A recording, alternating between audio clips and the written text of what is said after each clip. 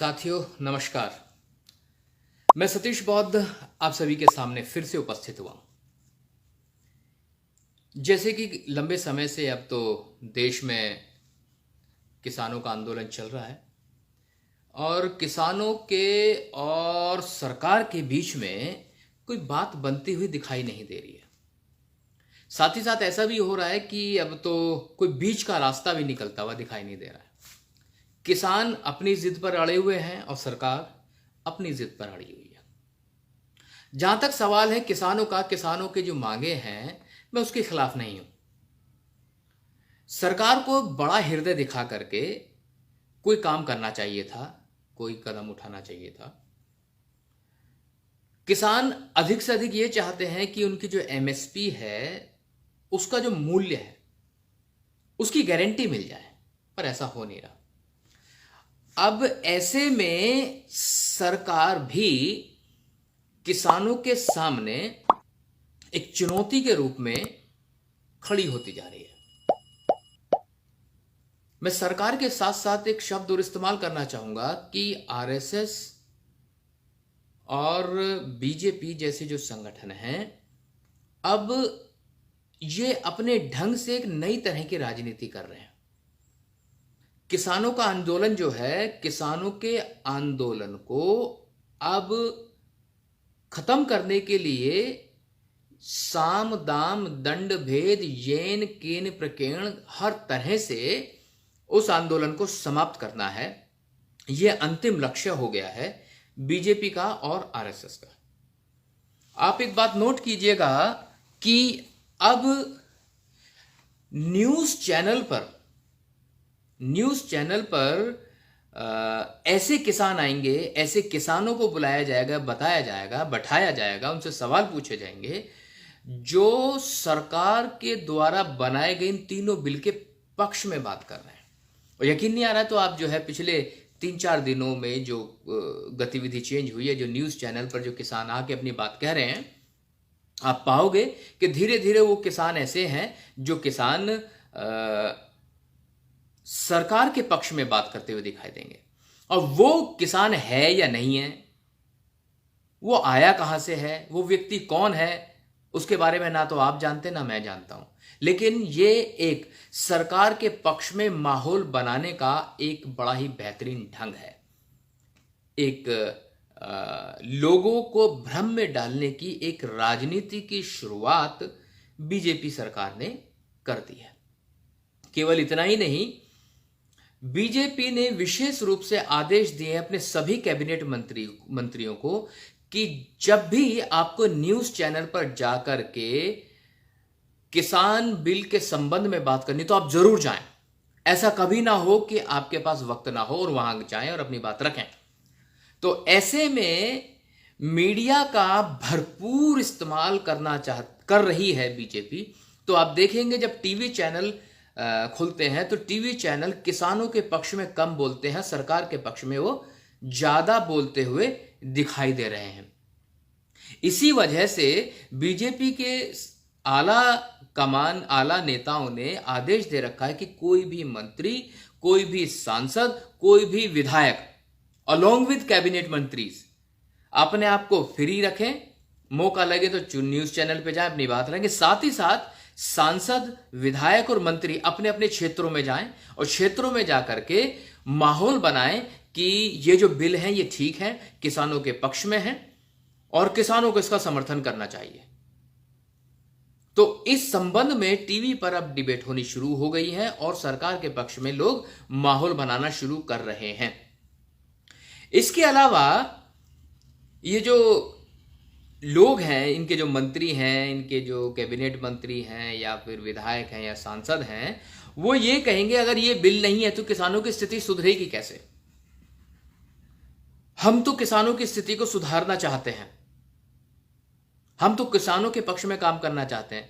तो किसानों के पक्ष में कह करके ये एक माहौल बनाने का प्रयास कर रहे हैं, बल्कि माहौल किसानों के खिलाफ तैयार करके आंदोलन को समाप्त करने की ये एक बड़ी गंभीर योजना मात्र से ज्यादा कुछ नहीं है। इसकी योजना है कि किसी भी सूरत में ये आंदोलन बंद होना चाहिए। इसके अलावा एक तरीका और अपना रही है बीजेपी की सरकार और आरएसएस के लोग। जहां जहां ये जो हमारे किसान भाई हैं, इनको थोड़ा जागरूक होने की जरूरत है, थोड़ा समझ से काम लेने की जरूरत है। जहां जहां हमारे किसान भाई आए हुए हैं, डेरा लगाए हुए हैं, तो आप नोट करना उनकी जो वो ट्रॉली खड़ी है, ट्रैक्टर खड़ी है, तो उन पे बैनर पोस्टर लगे हुए हैं।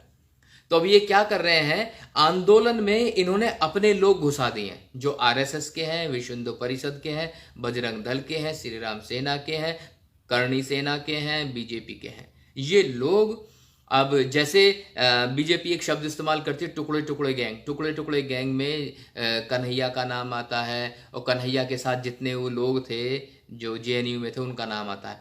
तो ये इतने चालाक लोग हैं, उनका पोस्टर बैनर खुद बनवाया और उन्हीं की ट्रॉली पे जाके लगा दिया, और ट्रॉली पे लगाने के बाद अपने ही पत्रकारों से कहा कि जाओ उसकी वीडियो शूट करो, और फिर उसे टीवी पे चलाया।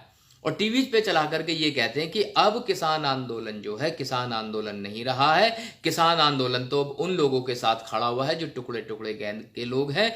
और इस तरह से करके किसान आंदोलन को पूरे देश में बदनाम करने की साजिश ये वर्तमान सरकार रच रही है।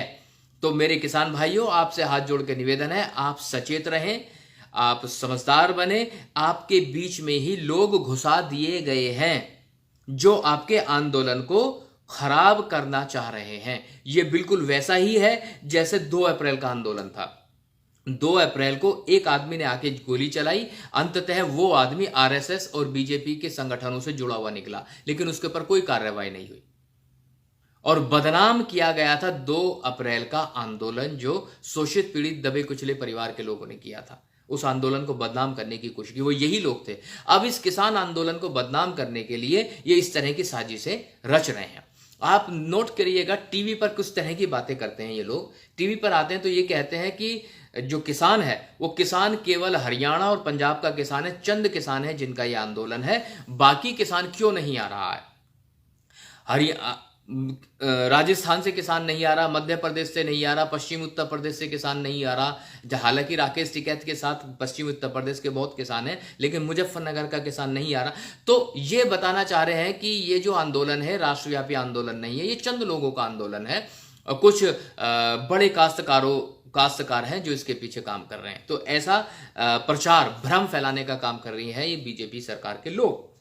चंद किसान इसे बता रहे हैं, लेकिन इसके पीछे की सच्चाई क्या है? राजस्थान के लोगों को दिल्ली में घुसने नहीं दिया गया। मध्य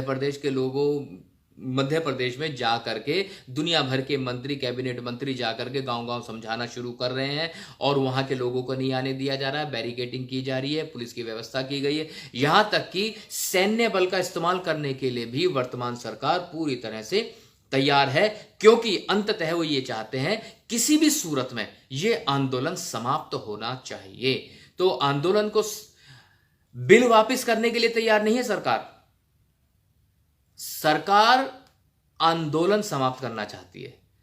तो मेरे किसान भाइयों, मेरा आपसे निवेदन है, हाथ जोड़ के निवेदन है, थोड़ा बुद्धि से काम लें, अकल से काम लें और अपने बीच में आरएसएस के आए हुए गुंडों को पहचानें। वो कौन लोग हैं जो आपके आंदोलन को विफल करना चाह रहे हैं। टीवी पर किसान आंदोलन को बदनाम करने की साजिशें शुरू हो चुकी हैं। मैं उम्मीद करता हूं कि मेरा जो संदेश है आप तक जरूर पहुंचा होगा और सभी लोगों से मैं गुजारिश करता हूं, देश के जितने भी शेड्यूल कास्ट, शेड्यूल ट्राइब और ओबीसी के जितने भी लोग हैं, उस तमाम जितने भी संगठन हैं, सब के सब एकजुट होकर के किसान भाइयों के साथ खड़े हो जाएं, किसान भाइयों को मदद करें।